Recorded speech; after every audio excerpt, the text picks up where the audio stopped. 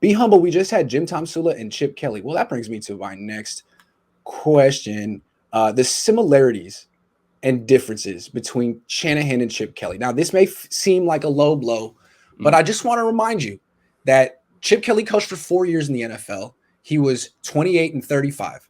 Kyle Shanahan has coached for 4 years in the NFL. He's 29 and 35. So it's a fair discussion. Also, I know it seems like a long time ago, but there was a period where everyone in the world thought he was a genius and at the forefront of offensive evolution. And then he lost that reputation in about a year. So I'm not saying Kyle's going to lose it, but I think there are some parallels. There's obvious differences. Let's start with the similarities and then get to the differences. In your mind, are there similarities beyond the record? The record is really what I was going to say more than anything. I wanted to say that here's the thing that you have to remember about Chip Kelly. Chip Kelly comes from Oregon, and he implements this new way that he wants his players to train. When you go to your cafeteria, you have to have fruit.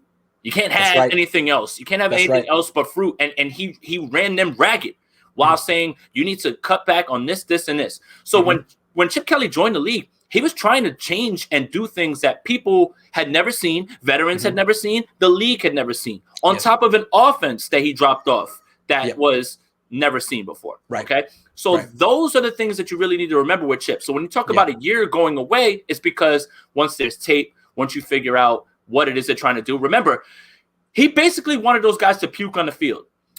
Get up on the line, run, get up on the line, run every single play, get back to the line, go, and wear out the defense. But what the problem is when you're going 3 and out, you're wearing out no one. You're wearing out yourself. You're wearing out no one. Your own defense. Yeah. So in the beginning, that first year took the league by storm. Not to mention the fact that he had an amazing cast of characters. LaShawn McCoy, Michael Vick, guys who could really play at that speed because they were faster than everybody at that point. But once that gets figured out, that's when it goes away. Kyle Shanahan still hasn't been figured out. And Kyle Shanahan is the blueprint for 10 to 12 offenses right now. Even if, like, let's just say in a world Kyle Shanahan flames out as a head coach, never gets it done the way that we think he does, his offense is here to stay. He'll always have a job as at least a high-paid coordinator, whereas Chip Kelly had to run back to college. It's over. He got figured out really quick because it was much more gimmicky, and guys didn't buy into it. So here's the difference between them.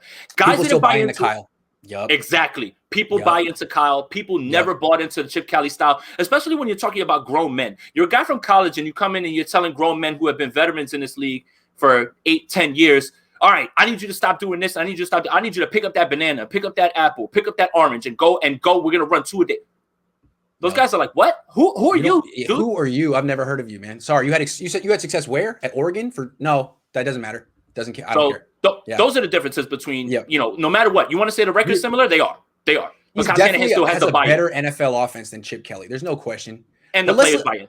Oh yeah, that's absolutely. And there's something just straight up weird about Chip Kelly that isn't weird about Kyle Shanahan. Kyle Shanahan seems normal enough. Chip Kelly's like, man, who are you, man? You're something about him. But the similarity I want to linger on the similarities a little bit because I always gave Kyle the benefit of the doubt. I like covering Kyle, but the way he acted yesterday, the more I think about it, was straight up Chip, man.